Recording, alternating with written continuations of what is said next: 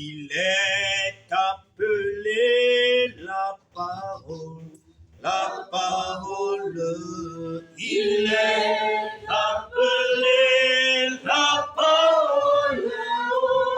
Oui, il est appelé la parole. Oh, la parole.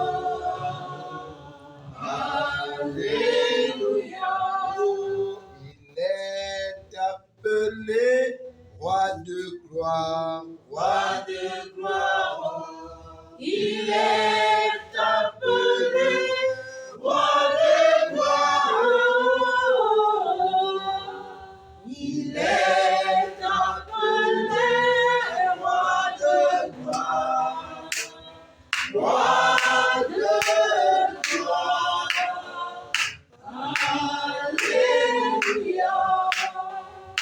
Nous prenons nos Bibles.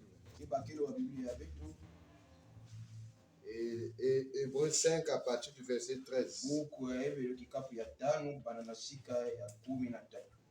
Or, quiconque en est au lait n'a pas l'expérience de la parole de justice, car il est un enfant. Mais la nourriture solide est pour les hommes faits, pour ceux dont le jugement est à exercer par l'usage de discerner ce qui est bien et ce qui est mal.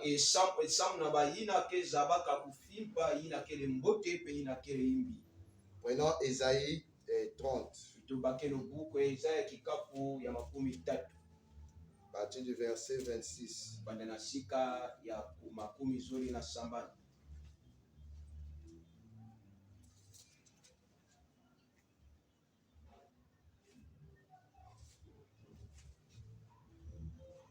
La lumière de la lune ne sera, la lune sera comme la lumière du soleil. Et la lumière du soleil sera 7 fois plus grande, comme la lumière des 7 jours. Lumière de 7 jours. Lorsque l'Éternel bandera la blessure de son peuple et qu'il guérira la plaie de ses coupes, voici, le nom de l'Éternel vient de loin. Sa colère est ardente. C'est un violent et c'est un viol incendie. Seigneur Dieu bien-aimé, Père céleste, toi le révélateur de la parole vive, toi le donateur de tout don parfait et excellent, toi le Messie, la parole ouine, toi le Saint-Esprit, le code de la parole. Nous te sommes reconnaissants pour ce soir.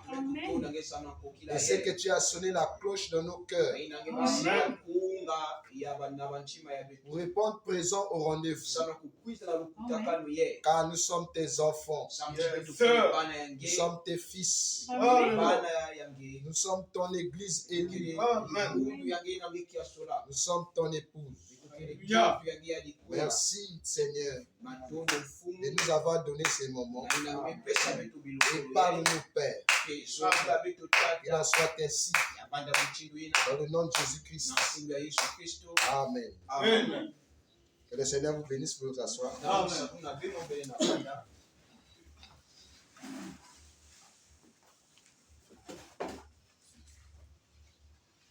Alors, nous pouvons continuer encore ce soir avec notre sujet.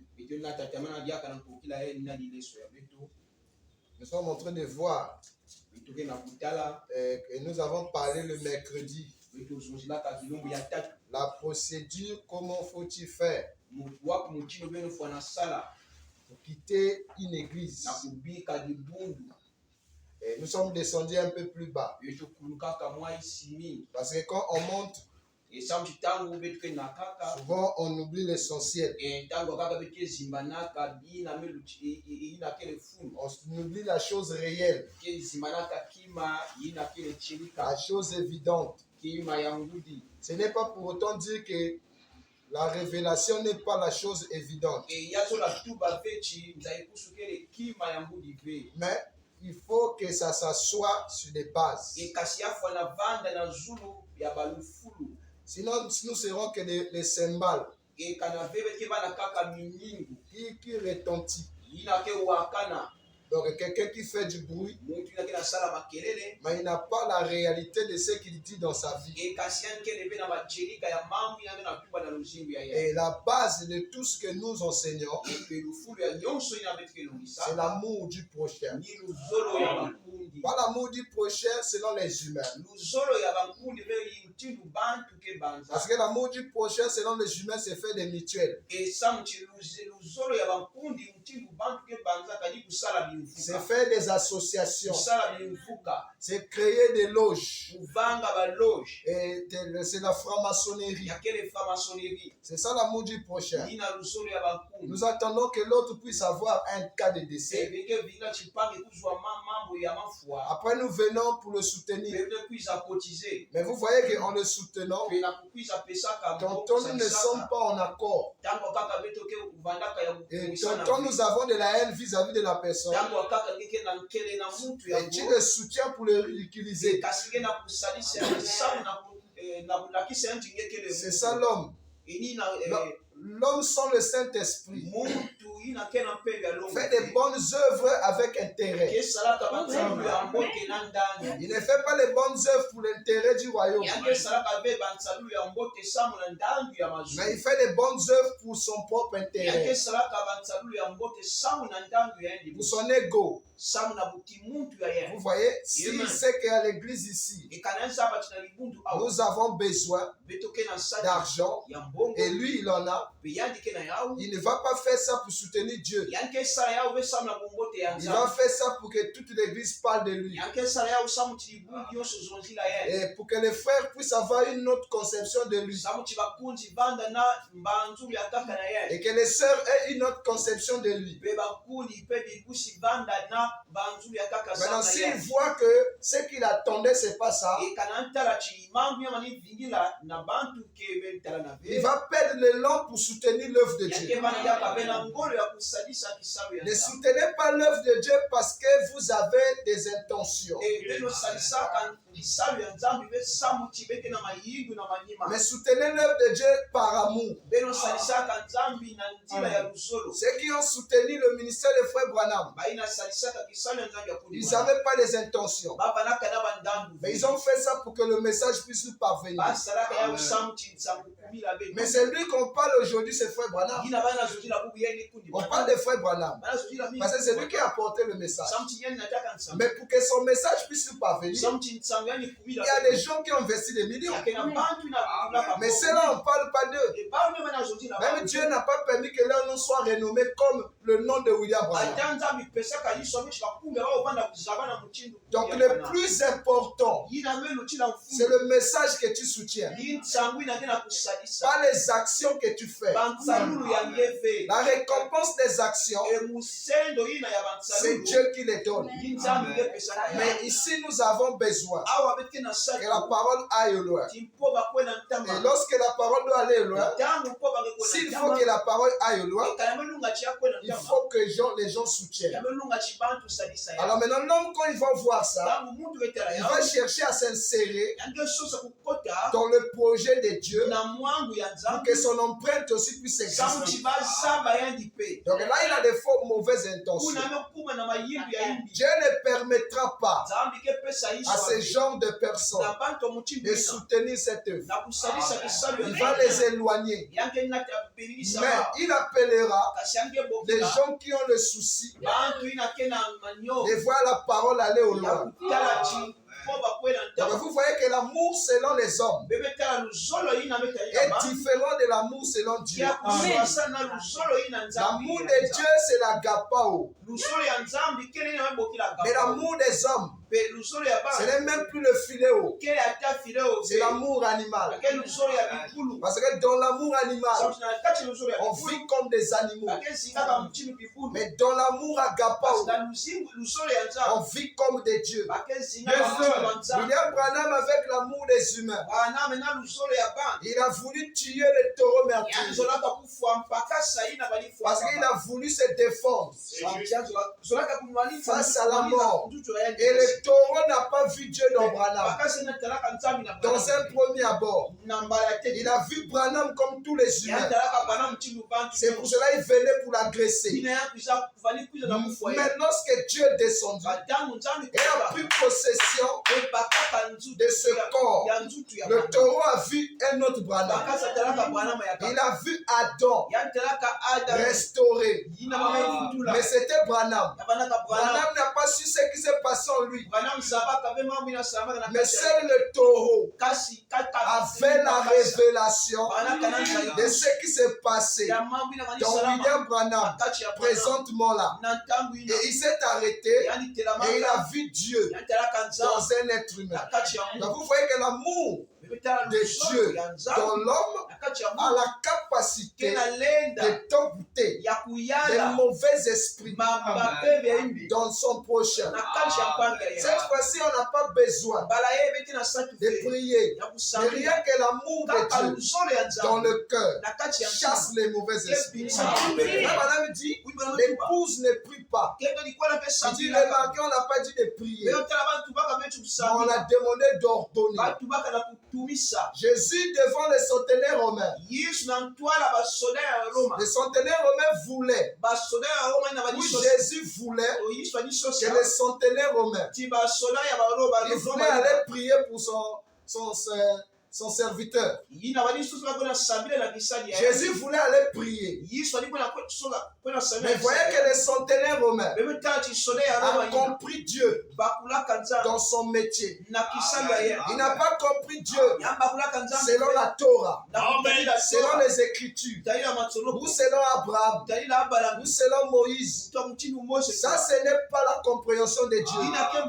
Ça, c'est la connaissance de qui est Dieu. Ce n'est pas William Branham qui nous fait comprendre qui est Dieu. Ce n'est pas la Bible. La Bible nous donne la connaissance de qui est Dieu. William Branham nous donne la connaissance de qui est Dieu. Dans ce qui consiste la révélation de Dieu, il faut que ça soit Dieu lui-même. Il vient se révéler en toi. En ce moment-là, tu comprendras qui est Dieu. Mais il dit, si vous pouvez lire sur la lettre, cela ne vous fera aucun bien. D'ailleurs, Paul dit, la lettre tue, mais l'esprit vivifie. Donc, il faut que l'esprit soit en toi pour que tu connaisses qui est Dieu.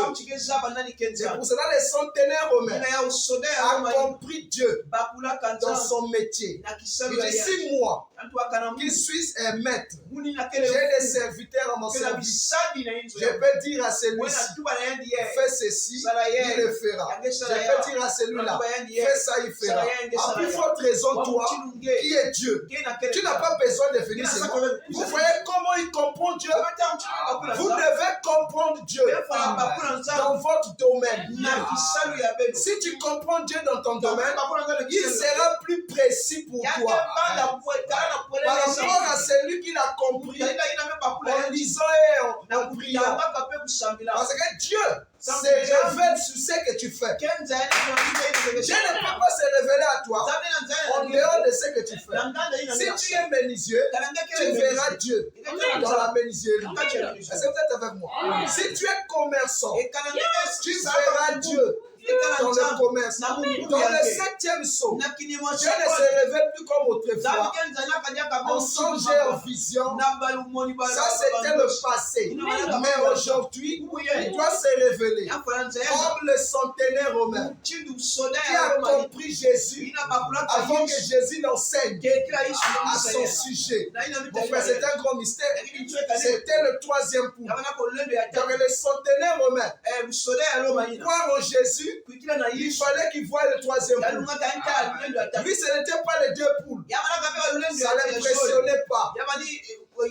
C'est pour cela que Jésus a dit, même en Israël, je n'ai jamais vu une telle foi. Amen. Jésus était étonné de voir un homme réclamer le troisième poule avant le temps. Amen. Jésus a dit que cela te soit donné selon ta foi. Et il n'a pas douté, il s'est retourné. Au moment où il démarre, il va venir d'autres serviteurs. Maître, ton serviteur est guéri. Il dit à quel moment? Il dit à telle heure. Il a compris que c'est en ce moment-là que Jésus avait prononcé la parole. Il dit cette façon de voir. Il dit ta foi t'a sauvé. Il dit ça veut dire quoi? Cette façon de voir t'a sauvé. Cette façon d'écouter la parole t'a sauvé. Cette façon d'être zélé t'a sauvé. Cette façon de communier t'a sauvé. Ça veut dire beaucoup de choses. Il dit ta foi. Ok, la foi est multisystème. La foi peut se manifester comme le zèle. La foi peut se manifester comme la communion. La foi peut se manifester comme la méditation. C'est toujours la foi parce que c'est par ce domaine que tu perçois les choses invisibles. C'est par la foi qu'on comprend Dieu. Il dit sans la foi, nul n'est agréable à Dieu. Donc tu ne peux pas comprendre la volonté de Dieu dans ta vie si tu n'as pas la foi. La foi est la plaque tournante ou le conducteur ou la tour de contrôle de l'homme sur terre. C'est la foi qu'on a donnée à l'homme pour le conduire dans le temps. Mais pour entrer au ciel, il faut l'amour. La foi ne t'amène pas au ciel, mais la foi t'amène à comprendre les choses du ciel dans le temps. Amen. Mais pour entrer là-bas, il faut l'amour parfait. L'amour parfait est la partie mâle de la foi parfaite. Frère Madame dit, le christianisme, on ne nous a pas dit que ça serait un lit fleuri. Mais il nous a promis la grâce pour supporter. Supporter quoi? Les afflictions du temps, les problèmes du temps, la pression. C'est la foi qui supporte. Et il te dit de persévérer parce qu'il te montre le futur. C'est pour cela qu'il dit, n'attristez pas le Saint-Esprit. Il vous a été donné jusqu'au jour de la rédemption. C'est la foi qui te montre le jour de la rédemption. Donc sans la foi, tu ne peux pas croire que tu seras rédemptif. Amen. Donc l'amour dont nous parlons ici, c'est au-delà de l'humain. Ce n'est pas le caritas, mais c'est au-delà de ça. L'amour agapao, quand il a pris la forme humaine, il n'est pas venu faire le sadaka. Jésus n'a pas fait le sadaka. Amen. Sinon, il devait être le premier à faire le sadaka. Mais Jésus est venu faire le sadaka de la parole. C'est lui qui veut. C'est gratuit. Il donne ça qu'à l'épouse. Maître, pourquoi tu n'aimes pas en parabole? C'est pour qu'ils ne comprennent pas le Père qui se répond et que je les pardonne. Parce que dans la pensée de Dieu, ils étaient condamnés. On parle en parabole aux gens condamnés. Ceux qui sont condamnés, le message est prêché oui, en parabole. Ils ne comprendront jamais. Jésus dit, mais à vous, cela a été donné de connaître les mystères du royaume des cieux. Mais regardez le nombre de gens qui ont compris le mystère du royaume des cieux. Ils n'étaient que 12. Et malgré les 12, il y avait aussi un démon. Mais les 5000, personne ne comprenait. Donc le mystère du royaume des cieux n'est pas réservé à tout le monde.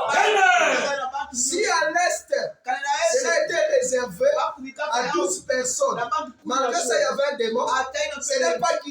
changer. Le retour du Fils de l'homme. Dieu dans la chair humaine, ça sera ainsi. Amen. Les gens qu'il a scellés pour l'enlèvement, ils ne sont pas nombreux. C'est ça l'église de Dieu. Aujourd'hui, il n'y a pas beaucoup de gens. Dans les tabernacles, il y a beaucoup. Mais le corps de Christ, c'est pas beaucoup de gens. Et on confond les choses. On pense que, comme dans les tabernacles, il y a 10 000 brebis, donc les 10 000 c'est l'épouse. Parfois dans 10 000, il n'y a même pas d'épouse. Il n'y a que les boucs qui sont là. Mais le pasteur ne peut pas comprendre que l'église de Jésus, ce n'est pas beaucoup de gens. La preuve que ce n'est pas l'église de Jésus, il va tordre leur vision à la promesse de l'heure. Leur insistance sera autrement que les choses présentes. La nourriture spirituelle au temps convenable. Cela n'est donné qu'à l'épouse. Donc la pierre de fête qui est l'église de Dieu, pas l'église des pasteurs, mais l'église de Dieu, il n'y a pas beaucoup de gens. C'est pour cela qu'il y a la confusion. Pourquoi il y a la confusion? Parce que l'église de Dieu est entremêlée avec l'église de Satan. Amen. Ceux-ci comprennent autrement. Ceux-là comprennent autrement. Mais les deux sont ensemble sur le même terrain. Mais qui dit la vérité? Parfois là où on a la vérité proclamée, il n'y a même pas de signes. Mais là où il n'y a pas la vérité, il y a des signes. Qui dit les deux esprits seront si semblables que si cela était possible, même les élus. Pourquoi les élus ne peuvent pas être séduits? Parce qu'ils ont la boussole de Dieu dans leur intérieur. Et la boussole leur indique là où il y a les champs magnétiques. Donc ils ne peuvent pas se tromper. Mais ceux qui n'ont pas de boussole, ils verront les champs magnétiques au travers des yeux physiques. Parce qu'il y a la colonne de feu. Il y a la fumée dans la salle. Et c'est ça qui séduit les gens. Mais Adam, restauré, ne peut pas être séduit maintenant. Parce qu'il a la compréhension parfaite de la parole de Dieu de son jour. Et c'est fait avec moi. Adam, c'était le premier corbeau qui a été envoyé dans le temps. Et quand il est venu dans le temps, parce qu'il était africain, il a été corrompu par la charogne de Ève.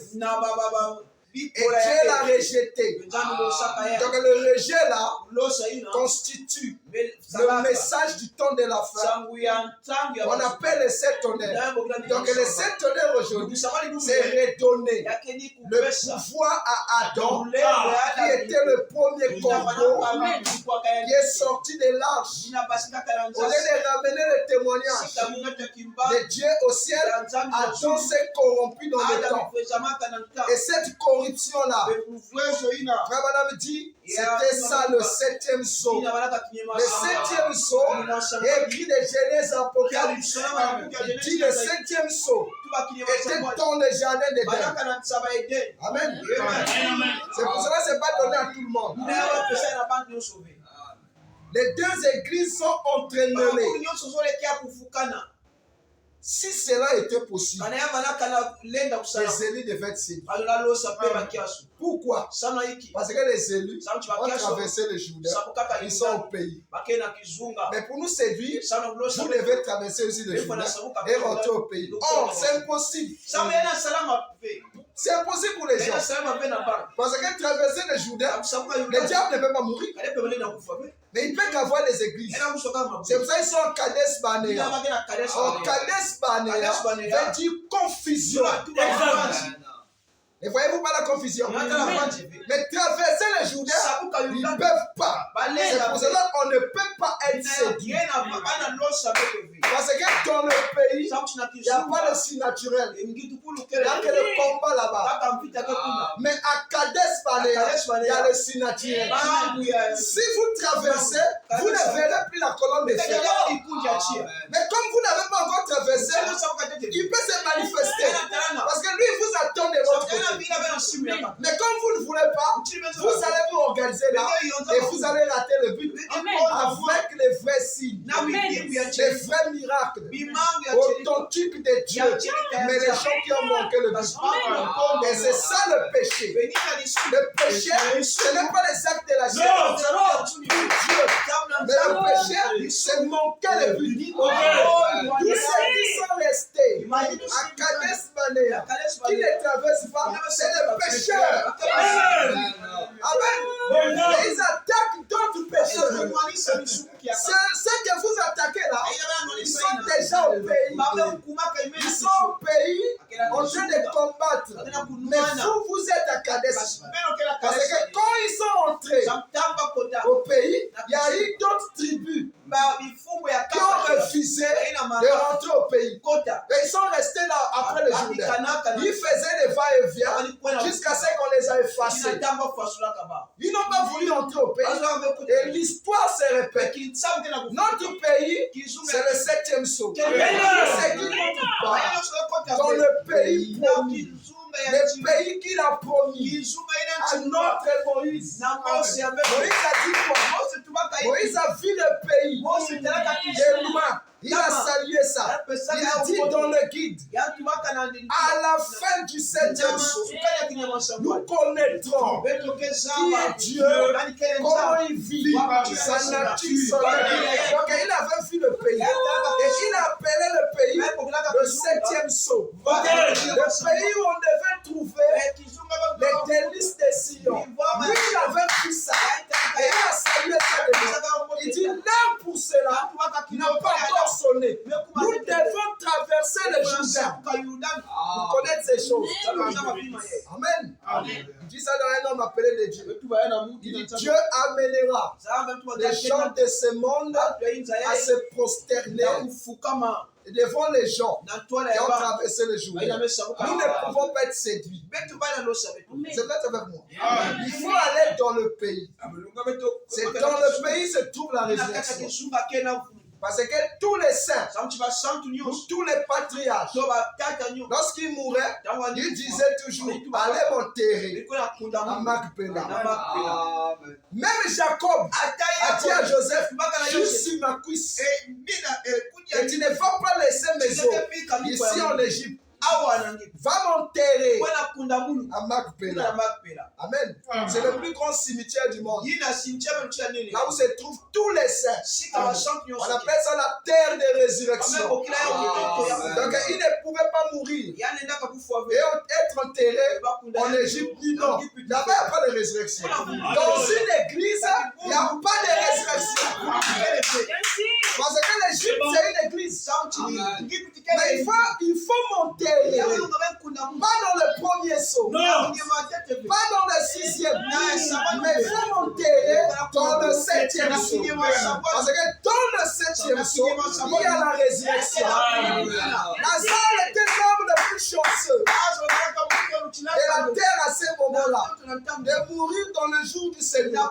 Parce que c'est dans le jour du Seigneur que s'est trouvée la résurrection. Donc même si je vais dans la tombe, comme je suis dans le jour du Seigneur, je vais ressusciter. Mais si tu m'as enterré dans les 6 sauts, dans les baptêmes du Saint-Esprit, il n'y a pas de résurrection. Jacob a dit à Joseph, je suis ma cuisse, afin que je ne ferme les yeux, que tu ne garderas pas mes os ici en Égypte. Amène-moi à Macpéla. Vous devez être enterré dans le 7e saut. Amen. Le mystère du départ. Comprenez-vous l'amour de Dieu? C'est ça qu'on appelle l'amour. C'est au-delà de l'humain. Tu commences à aimer comme Dieu. Ce n'est pas un amour amical entre nous les humains. La pleine fête Ce n'est pas l'amour des humains, mais c'est l'amour du grand Dieu, la grande fontaine d'amour. Dieu commence à partager son trône avec l'homme. Le trône de Dieu, c'est le sentiment de Dieu. Donc le sentiment de Dieu n'a jamais été mis dans un autre.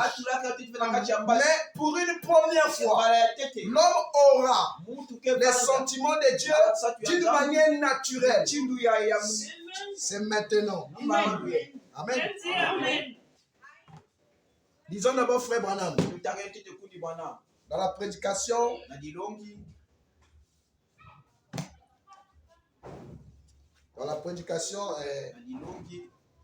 le 7e saut.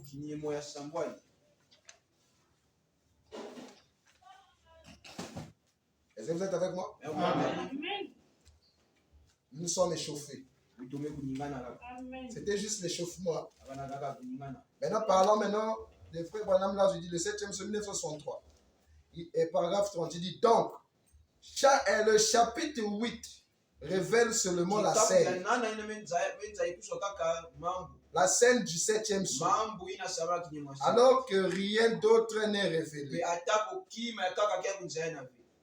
Rien d'autre n'est révélé là. Eh bien, rien n'est révélé dans le 7e saut. Or, ça n'a rien à voir avec le chapitre 7. Donc, il parle du 7e saut qui a été révélé dans l'Apocalypse 8. Il dit Apocalypse 8. Ne dit pas ce qui a été dit. Et Apocalypse 8 parle de la scène. Or, la scène ne veut pas dire le message. Je peux vous expliquer une scène sans vous dire le contenu. Or, ça n'a rien à voir avec le chapitre 7 de l'Apocalypse. La révélation du 7e saut est absolument muette.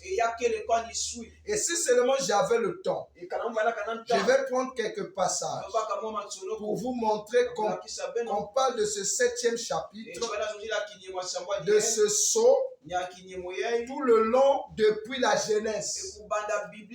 Vous écoutez ça? Frère Madame dit, on parle de ce saut depuis la Genèse. Bon, maintenant si on va à la Genèse, est-ce qu'il y a un endroit où on a parlé du 7e saut? Ça n'existe pas. Il dit, on parle de ça depuis la Genèse. Depuis le tout début dans la Genèse. Ce 7e saut. Ce sont dessinés. Donc, depuis le premier chapitre de la Genèse, on parle de saut. Comme Moïse écrit là, c'est le 7e saut. Mais lui, il ne connaît pas.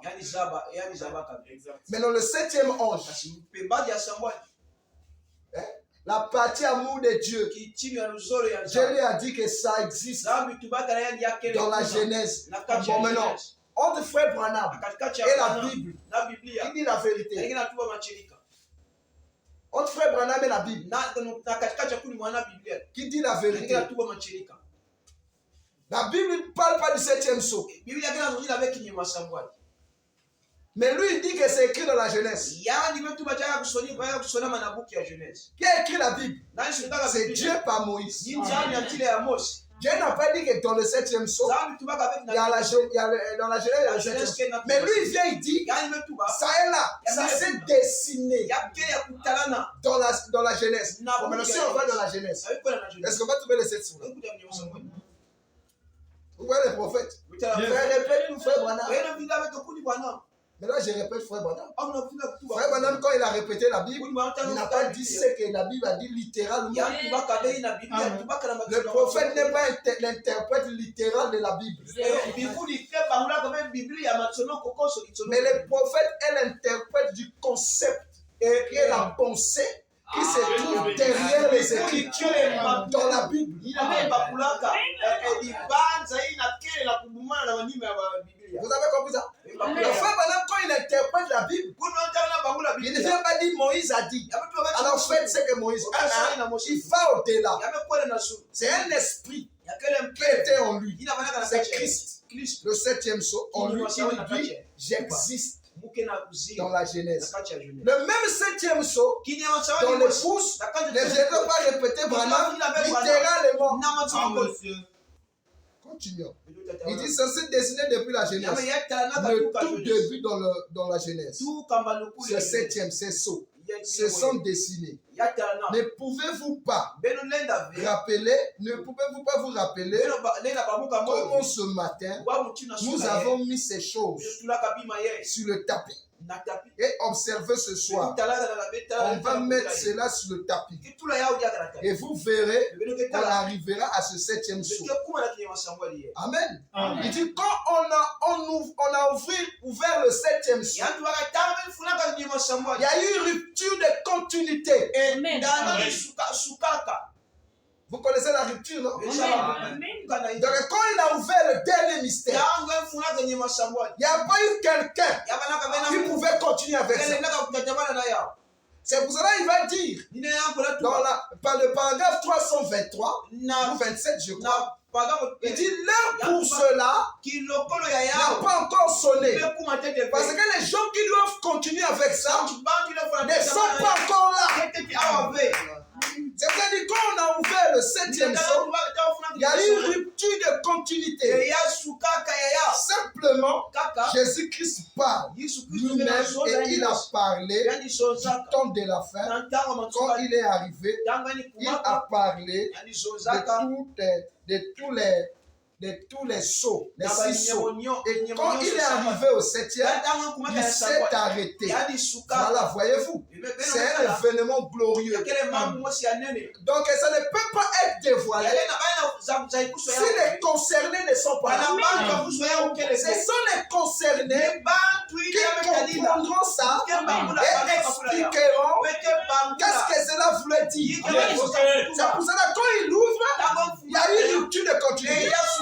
Il ne pouvait pas vivre jusqu'à ce que les concernés soient là. Mais il a ouvert. Il dit on ne connaît pas. C'est le même qui dit c'est révélé. Et il est parti. Parce qu'il sait que les concernés ne s'oublieront jamais. Madame dit les Écritures ne se contredisent pas. Mais il faut une compréhension spirituelle pour les rendre clair. Rupture de continuité. Amen. Quand il y a eu rupture ici au Congo, on parlait de la crise.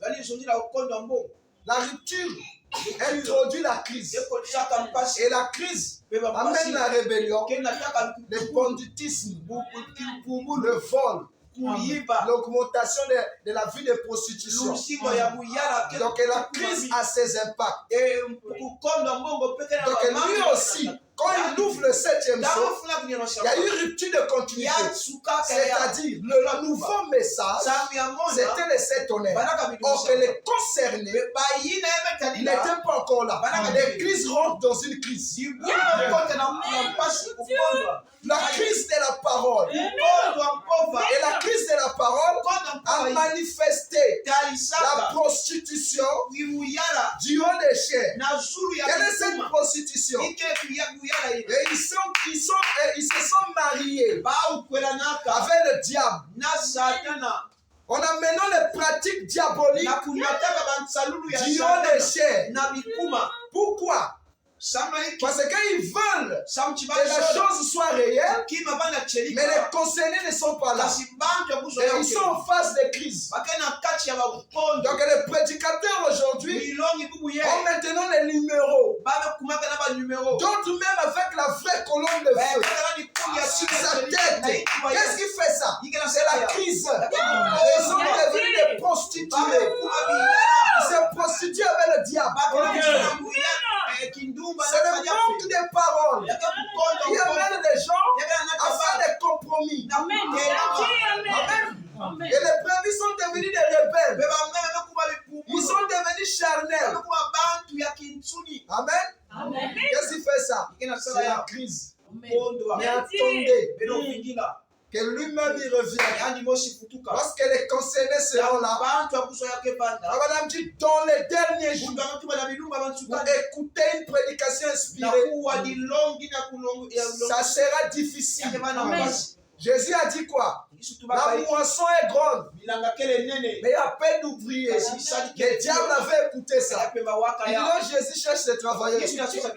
Amen. Vous voyez? Il dit il y a des choses qui sont dites pour éloigner ceux qui doivent être éloignés, pour amener les gens à réfléchir. C'est la parole. Il dit Dieu fait ça à dessein.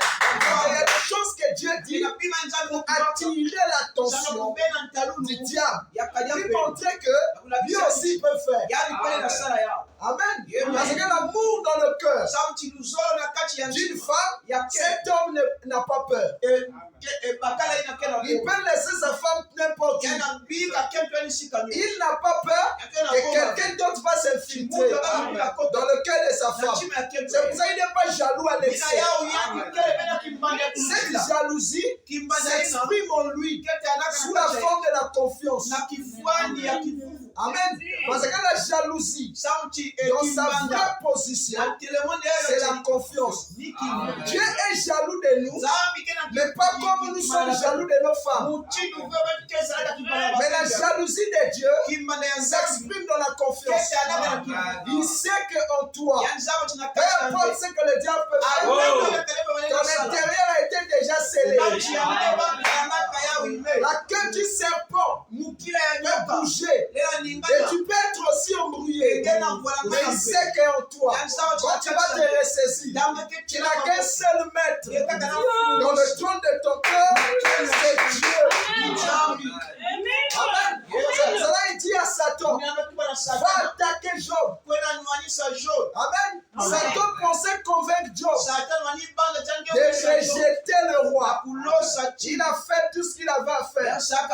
Mais il était surpris que Job n'a jamais trahi Dieu. Et le même Job a dit, je sais qu'un jour, mon Rédempteur viendra. Je sais que mon Rédempteur est vivant. Cette expression a bougé le ciel. J'ai été obligé de descendre. Il dit, qui est celui-ci qui obscurcit mes desseins? En ce moment, il pouvait être en conférence avec Satan. Il dit, tu as vu ce que je te dis? Il ne peut pas me renier. Mais qu'est-ce que Paul dit? Ils ont l'apparence de la piété, mais renions ce qui fait la force. Ce qui fait la force de l'église aujourd'hui, c'est le 7e sceau. Mais eux, ils renient ça. Ils renient de cet honneur. Mais ils sont des saints. C'est des hommes pieux. Même quand tu vois sa vie, tu es condamné par lui. Tu te dis que moi, si je suis un pécheur, moi je suis égaré. Dieu fait toujours ça. Tu as toujours soif de Dieu. Le religieux n'a pas besoin de Dieu. Mais c'est l'homme indigne qui a besoin de Dieu. À la croix, c'est un homme indigne qui a dit à Jésus, oh, moi je mérite le mal. Voyez la dernière prière d'un homme qui n'a plus d'espoir, qui a abandonné de tout. Il est conscient de ses torts. Il dit, nous on mérite. Toi tu es un insensé. Tu ne peux pas parler comme ça. Nous on mérite. Mais lui, qu'est-ce qu'il a fait? Regardez la personne qui dit lui. Il est nu.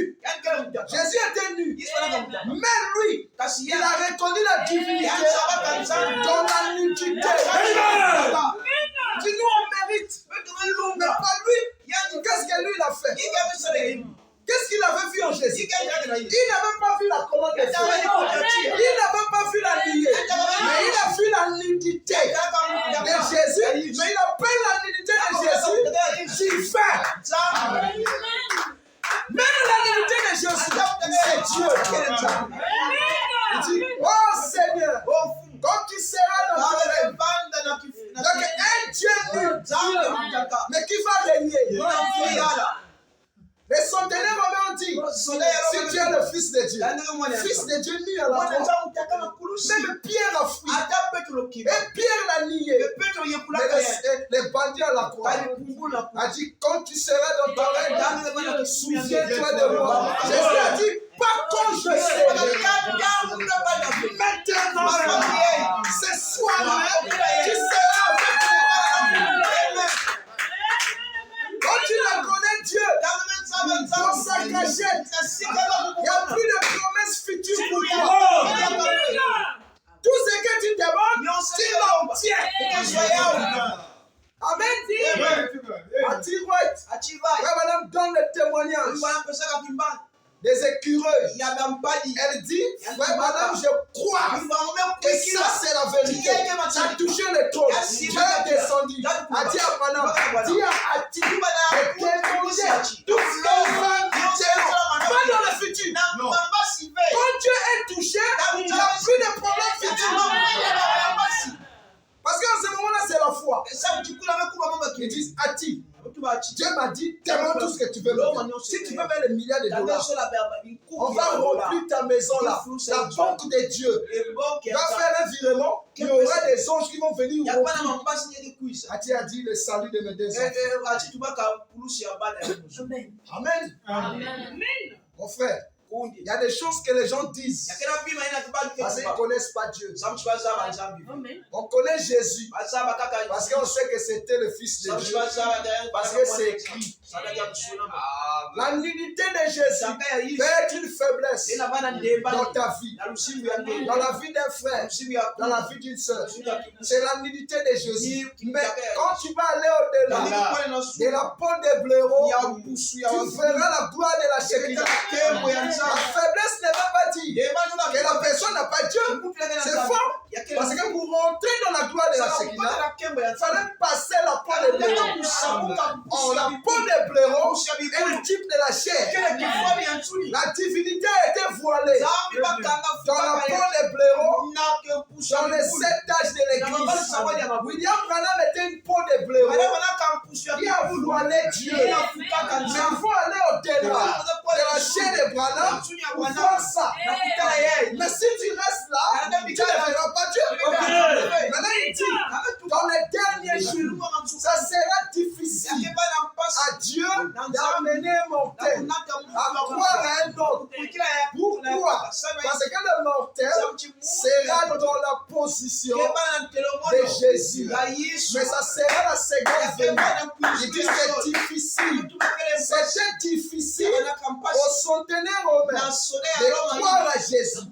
S'il disait Jésus, je crois que tu es le Fils de Dieu. Même celui qui l'avait tué là, devait être sauvé. Amen. Continuons.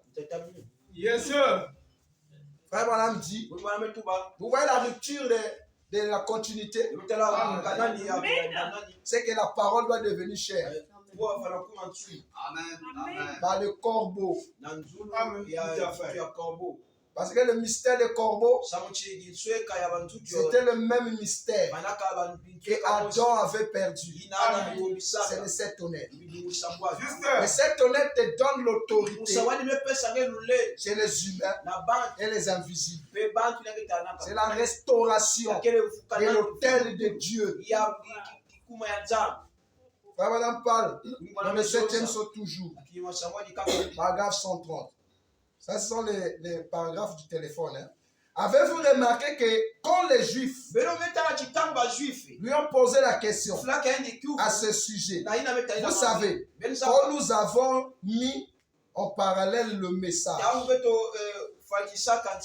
le passage de l'écriture ici, de Matthieu 24, avec les 6 sauts, le 7e a été omis.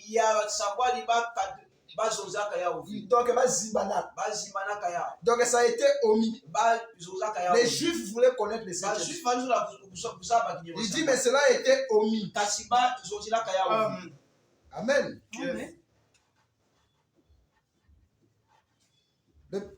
Ici dans Matthieu 24, avec les 6 sceaux, na matai kikapu le 7e a été omis. En effet, voyez-vous, Christ a dit qu'il n'y avait que Dieu lui-même qui savait, qui le savait. Ce n'est pas qui le savait, ce n'est pas même les anges. Rien d'étonnant. Ce n'était même pas écrit. Voyez-vous, ils se sont tus. Il ne s'est passé à ce moment-là. Il ne s'est rien passé à ce moment-là. Les anges ne le savent pas. Personne ne sait quand il va venir. Il y aura les 7 voix de ces 7 tonnerres qui révéleront la grande révélation à ce moment-là. Donc, frère Branham marie la venue de Jésus avec la révélation de cette tonnerre. Il dit la révélation de cette tonnerre nous restaure la foi de l'enlèvement. Donc, Jésus vient 2 fois. La première fois, il vient sous forme secrète pour donner la révélation de cette tonnerre. La deuxième fois, il vient prendre l'épouse. Parce que c'est lui-même qui prépare et c'est lui-même qui vient enlever. Ce n'est pas les parents qui préparent la femme pour le mariage. C'est l'homme lui-même. Ce n'est pas les parents. Parce que la femme aura un autre caractère de ce que l'homme veut. Elle va amener l'éducation de ses parents. C'est pendant les fréquentations que l'homme vient dans la femme sous une forme secrète qu'on appelle l'amour. Le problème d'Isaac, ce n'était pas mettre son amour dans Rebecca. C'était mettre l'amour d'Isaac. Ou le problème d'Eliezer, ce n'était pas mettre son amour dans Rebecca. Mais c'était mettre l'amour d'Isaac dans Rebecca. Donc il n'y avait pas d'amour d'Eliezer dans Rebecca. Est-ce que vous voyez ça? Donc Isaac a commencé à préparer Rebecca par l'intermédiaire d'Eliezer. Il a préparé comment? Mais ce n'est pas le message. Maintenant, quand Rebecca se voit avec Isaac, c'est l'enlèvement. Amen. Maintenant, quand il marie la révélation de cette tonnerre avec la venue de Christ, ce n'est pas la venue physique. Ce n'est pas la venue physique, mais c'est la venue spirituelle. Ce n'est pas connu des hommes. Mais s'il va donner la révélation, ce n'est pas quand nous serons dans les airs. C'est pour ça que les gens disent Jésus n'est pas venu, mais il croit au cette tonnerre. Mais qui va révéler le cette tonnerre? La révélation de cette tonnerre, il n'y a que Jésus qui connaît ça. Donc l'homme va sous une forme secrète. Déjà dans la famille, il est là, mais dans le cœur de la fille. Donc c'est cet amour dans le cœur de la fille qui va éduquer la femme et la préparer pour le mariage. Donc vous demandez à la femme, veux-tu te marier? Elle dira oui. Elle ne dit pas oui sans sentiment. Mais seulement l'amour a déjà gagné son cœur. C'est cet amour qui change son langage.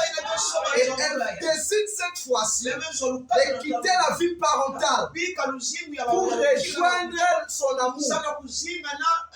Parce que l'âge, elle a atteint l'âge de vivre avec son amour. Mais s'il n'y a pas l'amour dans le cœur, dites-la de quitter. Bon, elle va aller vivre où? C'est pour ça qu'on parle de l'amour. N'entrera au ciel que l'amour parfait. Mais cet amour, c'est l'amour de Dieu. Mais comment Dieu va nous donner cet amour dans les airs? C'est pour ça qu'il y a une rupture de continuité. Amen. Mais Dieu doit venir lui-même. Comment ma femme va m'aimer sans qu'elle me voie? Elle m'écoute n'écoute jamais seulement les lettres. Même si elle fait de moi fou. Il faut que tu sois physique, présent. Plus elle écoute ta voix, plus elle te voit, plus elle devient amoureuse. Amen. C'est l'homme qui amène la femme à être amoureuse. Mais comment voulez-vous être amoureuse de Jésus et vous n'avez jamais vu? Et vous dites qu'il n'est pas venu. Mais vous dites quoi? Pour Paul, Jésus était déjà venu.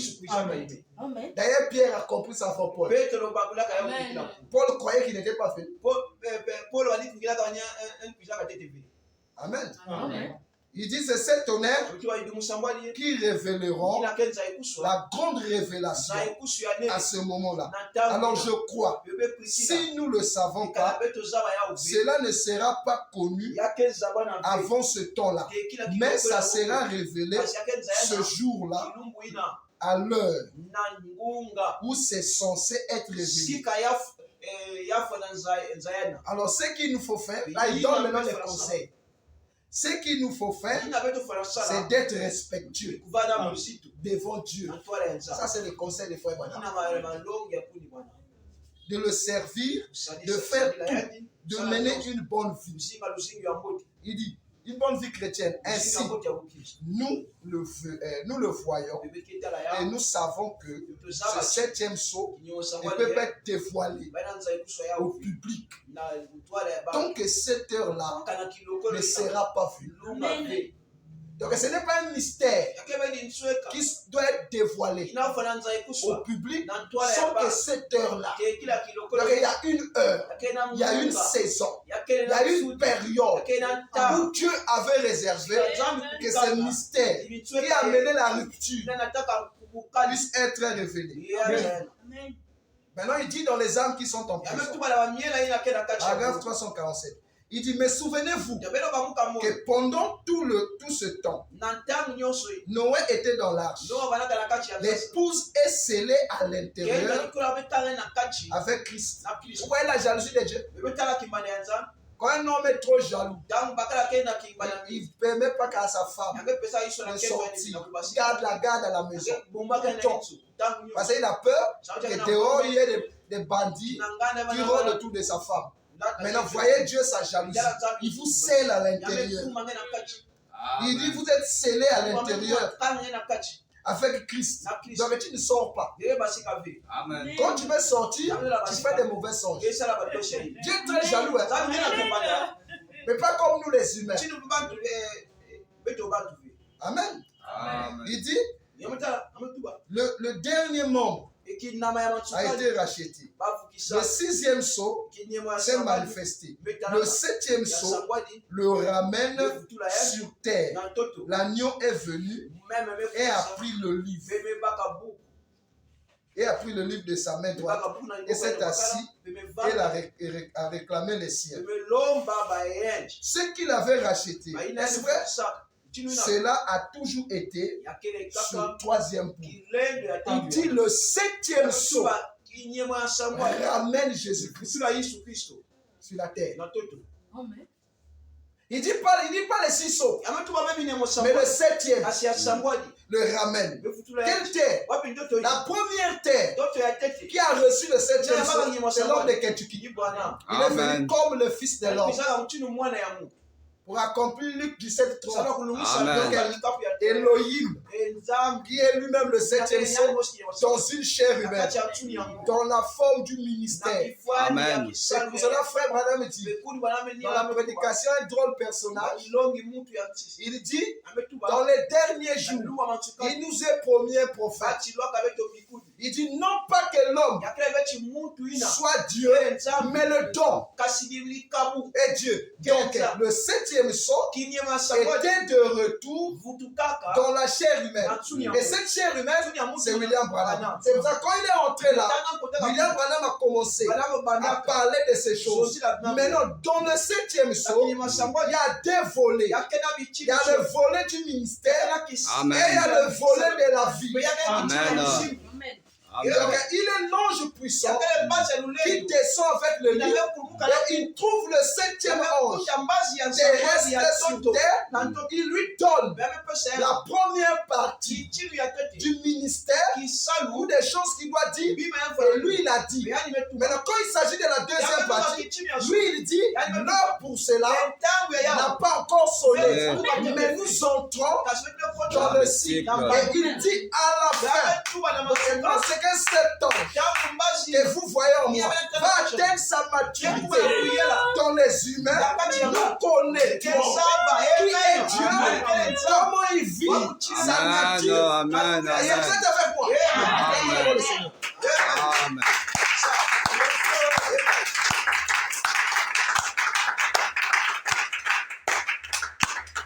Il dit le 7e saut, le ramène. Bon, maintenant, quand il descend là, ce n'est pas Jésus. Mais comment on peut dire que Jésus n'est pas venu? Maintenant, qui on ramène là? Est-ce que c'est Absinthe ou Michael? Zéro. Écoutons frère Branham dans la parole faite chair. Frère Branham dans la parole faite chair. Mais si vous dites que Jésus n'est pas venu, fermez les églises. Voilà.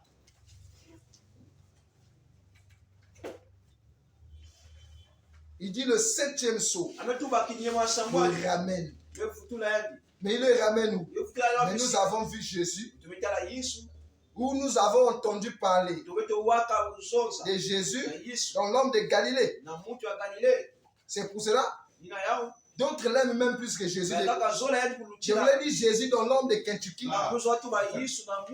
C'est pour cela d'autres l'aiment même plus que Jésus de Galilée.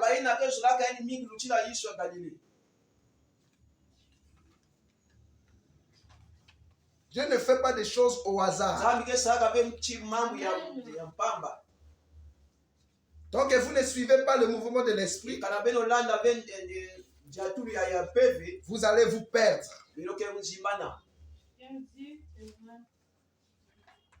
Parce que frère Branham a dit, et il a aussi dit, bon maintenant on va prendre quoi? On va laisser quoi?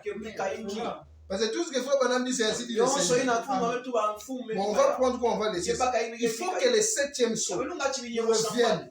Parce que c'est lui qui sait qu'est-ce que l'épouse doit manger et qu'est-ce que l'épouse ne doit pas manger. Si vous donnez à l'épouse la nourriture de la veille, mais l'épouse fait la diarrhée, bon maintenant qui sera responsable de cette maladie? Parce que quand vous n'avez pas une bonne santé, vous êtes malade. Si vous ne mangez pas bien, vous serez malade. Et quand quelqu'un ne mange pas bien, il fait attention à tout ce qui peut nuire la chair. Ça rend malade. Ça rend malade. C'est qu'il a été malade. Donc il devient légaliste avec lui-même. Parce qu'il a peur de tomber encore malade. Frère Branham les appelle les prédicateurs moraux. Les gens qui enseignent la morale à l'église. Pourquoi? Parce que ils ne comprennent pas le 7e saut. Et celui qui prêche le 7e saut, on l'attaque. Frère, tu veux dire quoi? Tu veux dire que Jésus est déjà venu? Mais moi je suis Jésus. Tu cherches quel Jésus? Savez-vous que l'épouse c'est Jésus? Donc il n'est même pas épouse. Mais il dit que, oh frère, tu dis que Jésus déjà. Mais l'épouse c'est la seconde venue de Jésus. On dit que la lumière du soleil brillera 7 fois dans la lune. Mais la lune là c'est qui? Amen. Madame dit ça dans la parole faite. Il dit ceux qui sont fils de Dieu sont conduits par l'esprit. C'est une très belle citation. Si je peux retrouver ça. Celui qui a un téléphone, qui a le message, qui clique d'abord, se matérialiseront. Il faut qu'on lise ça.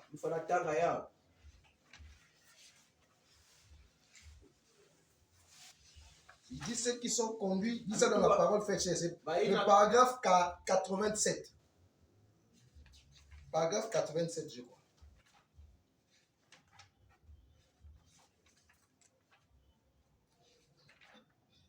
Bon, celui qui retrouve, va lire.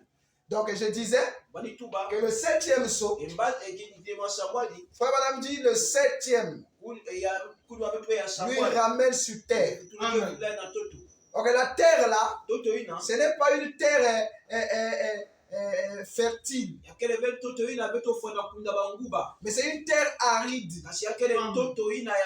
Ésaïe 53, qui a cru à ce qui nous a été annoncé, qui a reconnu les bras de l'Éternel, qui s'est élevé parmi nous comme une faible plante sur une terre déchaissée.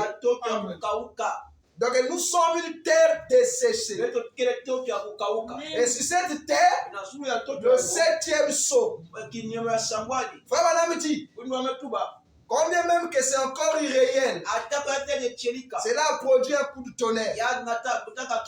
Mais quand ça sera réel, ça sera comment? Donc quand les 7 tonnerres deviendront réels, il dit ça sera comment? Donc Jésus-Christ revient pas pour tout le monde. Il vient pour l'épouse. C'est pour ça que l'épouse sait que mon époux est déjà là. Mais ceux qui ne sont pas épouses, ils n'ont même pas cette promesse-là. Ça ne les concerne pas. Il dit au milieu de la nuit, il viendra comme un voleur pour prendre son église épouse. Mais le jour que Christ est entré en moi, qui était au courant? Le jour que Christ est entré en toi, qui était au courant? Mais ils attendent la venue physique. Comme il est dit, tout œil le verra. Mais il viendra sur quel cieux? Mais s'il est même à Brazzaville, on ne le verra pas. Amen. Même au Mayombe ici, on ne le verra pas. Mais quel cieux? Donc les cieux, c'est la révélation. Les cieux, c'est l'épouse. Frère Madame dit, quand le 7e ange criait sur terre, sortez du milieu de mon peuple. Il dit son écho se faisait entendre au ciel. Mais le 7e ange criait sur la terre. Mais l'écho, qui est le ciel, c'est l'épouse. Donc l'écho de la voix de cette tonnerre, c'est dans l'épouse. Et c'est l'épouse qu'on appelle le sud. C'est vous êtes avec moi. Donc les 7e sont les ramènes sur terre. Pour venir donner quoi? Frère Madame dit la révélation des 7 coups de tonnerre. Amen.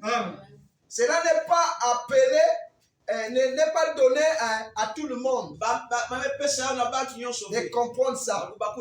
C'est réservé à l'épouse seule. Parce que lorsque Esther a apparu devant le roi Assuérus, Amen. Esther apparaît devant le roi Assuérus. La seule manière pour que Esther soit valorisée comme reine, le roi Assuérus a pris le sceptre royal. Il n'a jamais donné ça à quelqu'un, mais il a fait toucher le bout du sceptre royal à Esther. Donc le roi a tenu le bout et Esther a tenu l'autre bout. Vous voyez le mariage? C'est ça qui a amené les 7 messagers à être garde à vous. Pourquoi? Parce que le ministère de l'alpha et le ministère de l'oméga se sont unis. Et quand les deux s'unissent, tout le ciel est au garde à vous. Parce que pour empêcher que Esther soit détruite, il fallait donner à Esther la position du roi.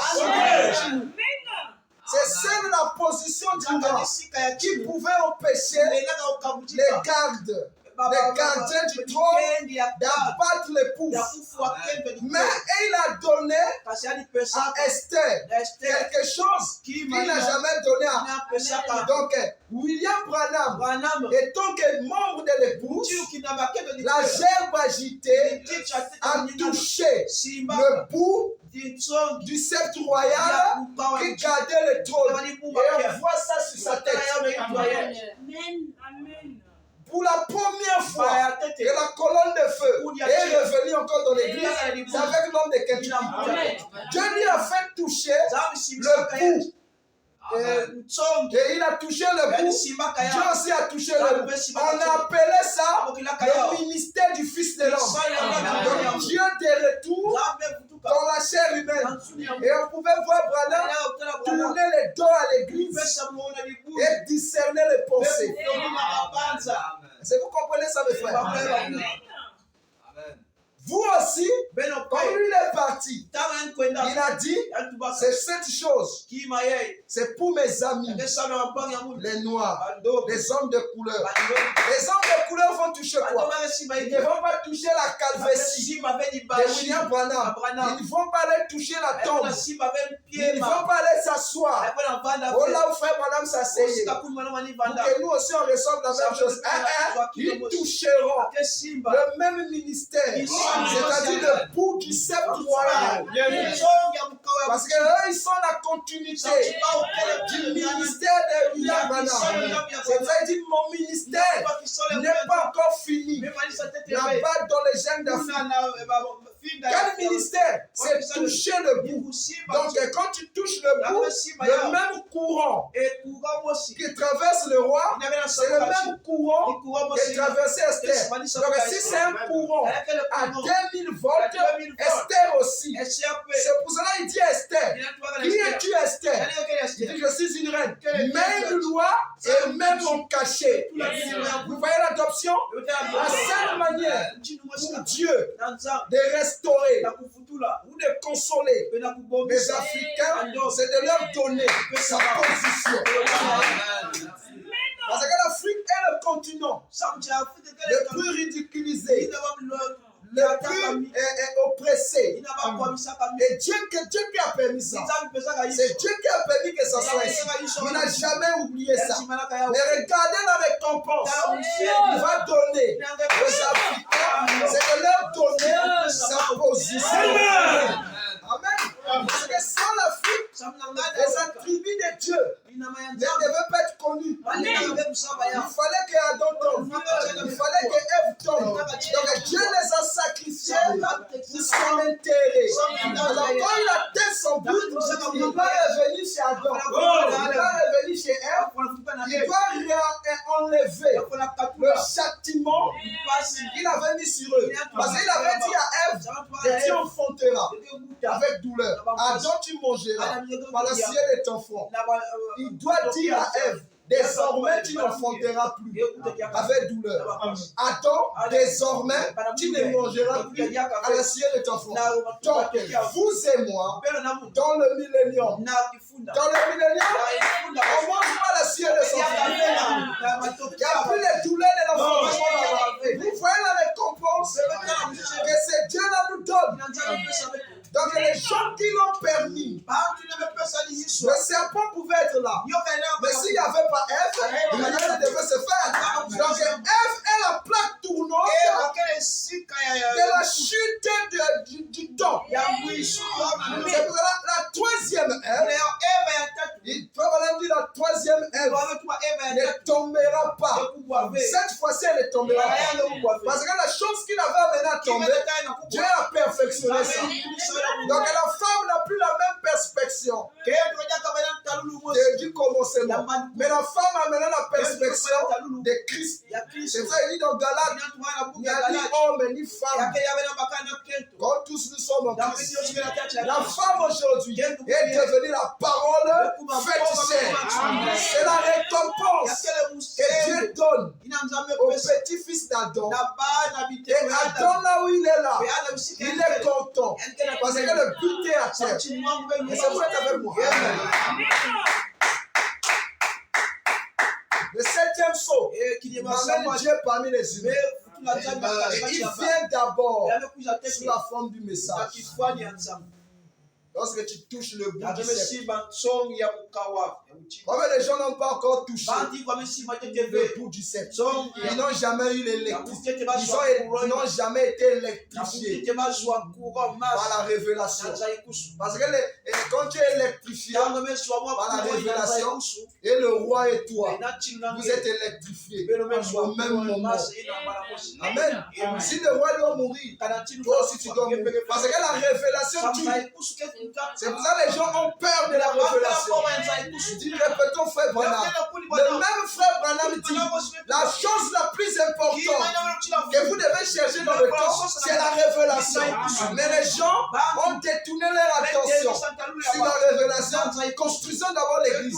Mais comment vous construisez les églises sans la révélation? Donc vous avez mis les fils de Dieu dehors comme la Odyssée, mais vous avez préféré construire les églises et vous dites Jésus n'est pas venu. Vous avez raison.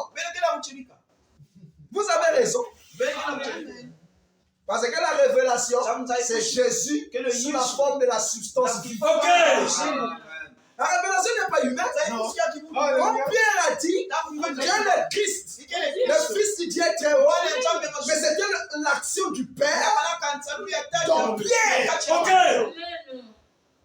Mais vous dites Jésus n'est pas venu. Maintenant la révélation qu'il a eu là, il a donné ça. Jésus a dit quoi? Pierre, ce n'est pas toi. C'est mon Père qui est dans le ciel. Donc il était dans le ciel. Il est venu dans Pierre. Il a donné la révélation de qui est le Christ. Donc le Christ aujourd'hui, c'est le septonnaire. Maintenant, comment les septonnaires ils sont connus et vous dites que Jésus n'est pas venu? C'est un paradoxe. Donc, on levait les âmes qui sont en prison. On levait la citation là. Il dit le septième, pas les 6, mais. Donc, le septième a intrigué Dieu de venir dans l'homme. Maintenant, expliquer Apocalypse 8. La scène là. Comment ça s'est passé? Il dit c'est le septième qui vient expliquer ça. Parce que quand Jean a vu la scène, mais il n'a pas dit le contenu. Quand il veut écrire le contenu, dans l'Apocalypse 10, on dit n'écrit pas. Donc il était bloqué. C'est pour ça qu'il a pleuré. Mais comment on fait écrire pour aider les gens? Toi tu dis non. Il dit Jean ne pleure pas. Voici le lion de la tribu de Juda, le rejeton de David. Donc Jean avait vu le rejeton de David dans la seconde venue. Parce que dans la première venue, Jean avait vu Jésus et il connaissait que Jésus, c'est le rejeton de David. Mais quand Jean pleure, il voit Jésus dans la seconde venue. Alors il dit, quand j'ai tourné la tête, au lieu de voir le lion, il a vu l'agneau. Or l'agneau, c'est l'épouse. Donc il ne peut pas venir comme lion. Les évangélistes. Nous n'avons plus besoin des évangélistes. Lion. Le lion, quand il rugit, les animaux sont calmes. Ils ne sont pas partis. Et quand les rugissements finissent, ils sont encore partis. Mais le rugissement fait quoi? Il vient, il colle le péché. On a peur parce que c'est la parole. Quand il attaque le péché, c'est la parole. On est calme. Mais les démons ne sont pas calmes. Maintenant, quand il va tourner les démons vont encore faire. Quand il vient, il colle le corps. On fait semblant. Ils sont devenus plus ardents. Il fait jeter là-bas. J'ai cogné en tout cas l'église. Les gens pleuraient. Reviens. Dieu quittera les mêmes plaintes. C'est le lion qui rugit dans la forêt. Même la gazelle. Mais cette fois-ci, nous avons besoin du rugissement qui tue les oiseaux.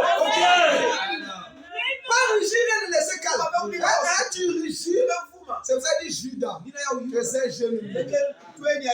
Tu viens du carnage. Il dit mon fils. Donc le carnage, c'est le père du sang. Donc lui, il tue. Il ne fait pas dormir le péché, mais il tue. Oh, pour tuer le péché, il doit venir comme agneau. S'il vient comme lion, il a échoué. Quand il est venu comme lion, il a donné la loi. Bon, maintenant, qui a été sauvé? Dieu a montré son incapacité. Parce que malgré la loi, on péchait toujours. On sait que donc, si je pêche là, et je vais prendre l'agneau. Donc c'était devenu une coutume. Je fais, Dieu va pardonner. Il a fait que, mais c'était une erreur. Qu'est-ce qu'il faut faire? Il faut amener la grâce. Il est venu comme lui, il a rugi un écart. Dès qu'on, vous êtes sanctifié, dès qu'on repart là, même à la sortie, on commet encore. On sait que l'année prochaine, on viendra. Mais le pardon ne refuse pas. Donc, mais ça c'était bien, mes frères. Mais aujourd'hui c'est difficile parce qu'il est devenu dans l'ordre. Donc quand il vient dans l'ordre, il est agneau. Ah, c'est devenu difficile. Parce que tu vas aller, il sert le cœur. Tu veux faire ça, il sert le cœur. Tu veux faire ça, il sert le cœur. Donc le même agneau, même que, comment on appelle, Jean avait vu. Il dit c'est lui qui avait vaincu. Il ne peut pas vaincre comme lui. Mais il ne peut que vaincre comme agneau. C'est pour cela qu'il est venu comme l'agneau de Dieu qui ôte le péché du monde. Et quand il est mort comme agneau, Satan était content. Il dit, là, tu vas être plus que Moïse. Mais après l'agneau, il a vu le lion. Dans les clés, il a tombé. Amen. Mais si Dieu vient comme lion, il va avoir qui? Jean a pleuré. Mais c'est que personne ne fut trouvé digne de prendre les livres, de rompre les seaux. Amen.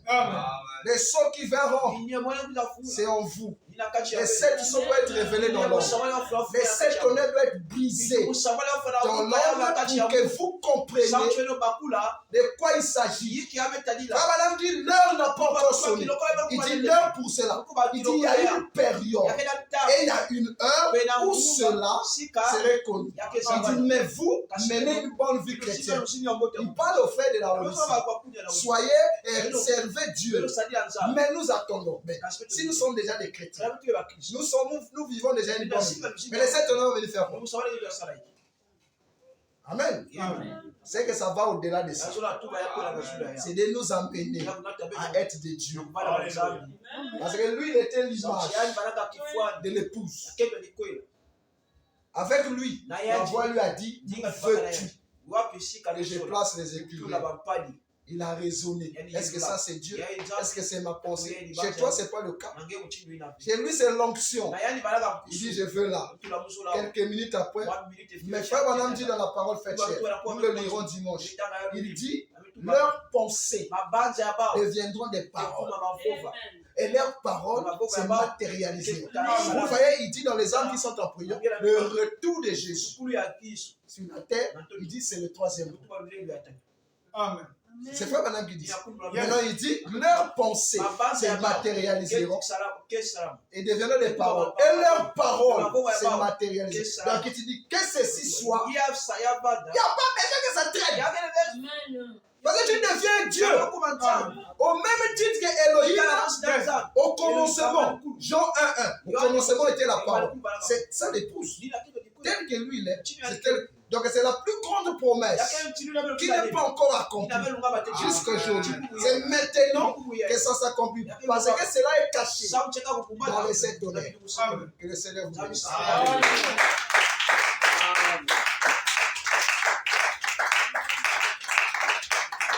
Que Dieu vous comble.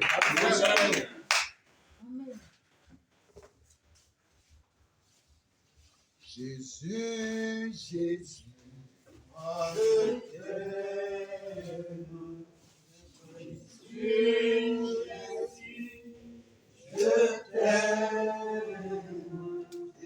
Jésus, Jésus, je t'aime. Jésus, Jésus, oh Jésus, Jésus, Jésus. Je t'aime, Jésus, Jésus, je t'aime, Jésus, Jésus, je t'aime, Jésus, Jésus, mon roi.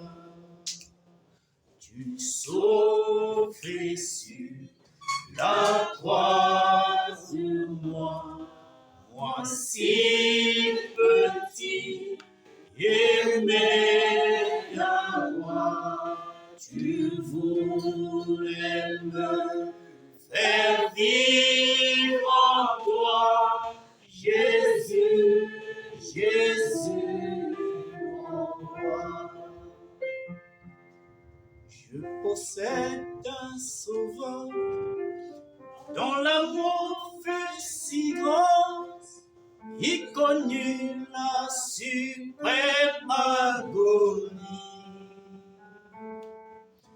Dans son immense amour, il m'a tout pardonné en mourant sur la croix du calvaire.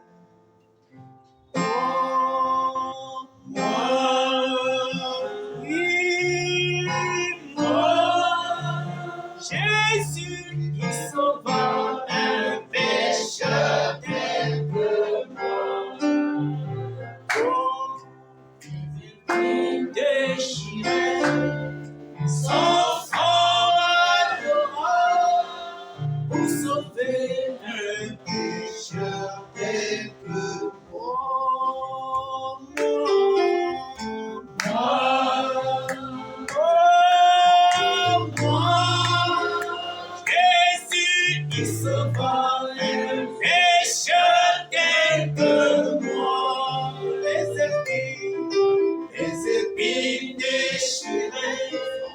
Sans front adorable pour sauver un pécheur tel que moi. Pendant que nous allons prier, nous avons une requête entre nos mains. Shalom, Église de Dieu. Je sollicite une prière pour mon inscription dans diverses écoles sollicitées. Que Dieu combatte pour moi contre toutes les mauvaises intentions et les manigances du diable contre mon destin, et que Dieu bénisse Moé Poitiers Christ Amour. Seigneur Dieu bien-aimé Père Céleste, tu es réellement l'amour divin. Et Seigneur Dieu, c'est un amour qui tire ses origines depuis l'éternité.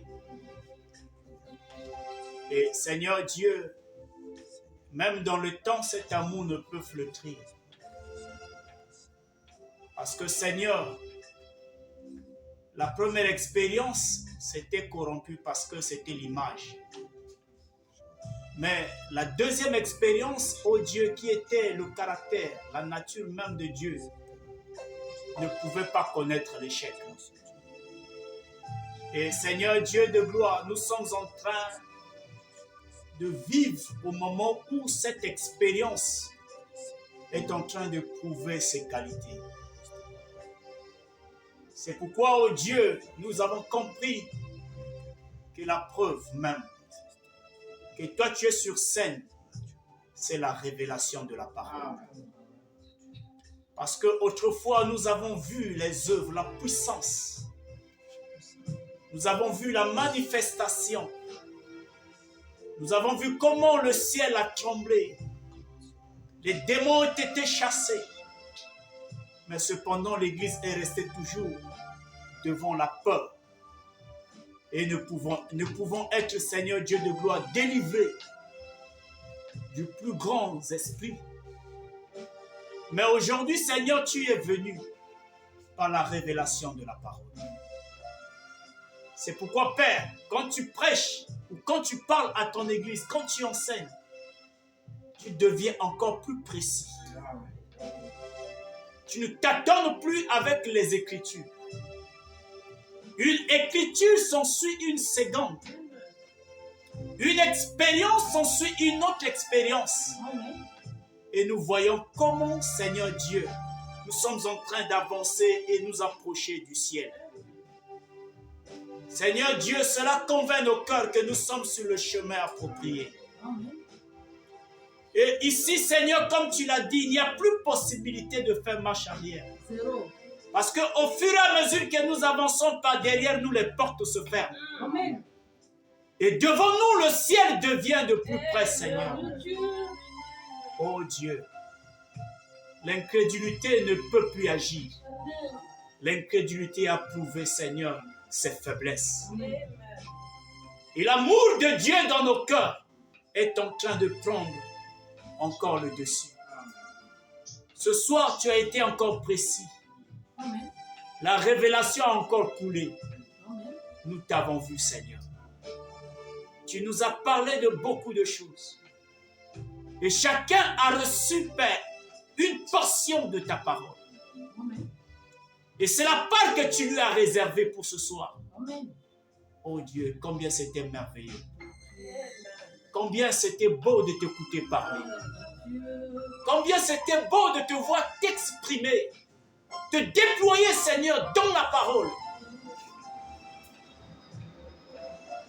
C'est ça l'expression de ton amour. Seigneur, tu as dit quelque chose de fort et de très grand. Et lorsqu'il s'agissait d'amener ce brigand, Seigneur, à entrer dans le royaume des cieux, tu étais nu, Seigneur. Et tu étais en train, Seigneur, d'agoniser. Le Créateur du ciel et de la terre. Toi, l'époux de l'Église. En train d'agoniser, Seigneur, sur la croix. Cependant, l'Église devait recevoir la vie. Et devait entrer au ciel. En ce moment, la paix. Seigneur, j'ai compris ce soir. Et lorsque toi, Dieu, tu arrives au point, Seigneur Dieu de gloire, où le monde te rejette, le monde t'abandonne, tu es sans habit. Seigneur, à la porte de la mort, c'est en ce moment que tu livres ta vie. Cela est plus qu'une révélation, Seigneur. C'est pourquoi, Père, puisse, oh Dieu, la compréhension nette et la puissance et la capacité d'amener, Seigneur, à l'existence et à la matérialisation, Seigneur, ces pépites d'or, Seigneur. Parce que William Branham avait dit, cette puissance entrera dans l'Église. Seigneur, laisse qu'elle entre maintenant. Parce que c'est cette puissance à William Branham pour briser les sceaux. Laisse que cette puissance entre, Père, pour que l'épouse vive de la vie de Christ, de la vie de l'épouse. Seigneur Dieu, rends cela possible. Merci pour ce soir. Pour cette requête qui se trouve entre nos mains. Seigneur Dieu,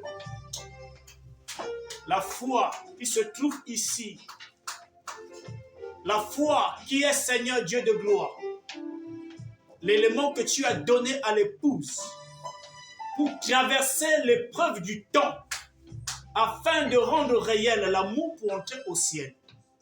Cette foi nous donne la victoire sur tous nos combats, Amen. sur nos luttes et nos batailles. Amen. C'est pourquoi ça, c'est une porte qui s'est dressée. L'ennemi, Seigneur, veut se trouver devant la porte de cet enfant et veut lui prouver que rien ne peut marcher. Mais Seigneur, toi, tu es le Dieu de paradoxe. Amen. Lorsque, Seigneur, les efforts de l'homme arrivent à la fin, c'est en ce moment-là que toi, tu entres en scène. Alors, Seigneur, entre en scène et prouve que toi, tu es Dieu. Amen. Accorde le désir du cœur de cet enfant. Et ne fût-ce que pour honorer, Seigneur, la foi de sa maman. Pour honorer, Seigneur, l'œuvre, Seigneur Dieu, que tu as accomplie dans la vie de cette dame. Accorde-lui le désir de son cœur. Il y a tant d'autres requêtes dans les cœurs. Certains, Seigneur, ont des maladies, Seigneur, qui résistent encore. D'autres, Seigneur, ont des portes, des dossiers, Seigneur, dont ils ont besoin la solution. C'est des diverses questions dans les cœurs de tes enfants. oh Dieu, quand toi tu descends, Seigneur, tu ne laisses pas de dossier incomplet et résolu, Seigneur. Tu résous, Père, tout problème. C'est pourquoi quand tu descendais le soir pour traiter avec Adam, Seigneur, sa joie était parfaite. Oh, rends cela possible, Père. Rends cela possible. C'est en cela qu'on reconnaîtra aussi que tu es notre Dieu.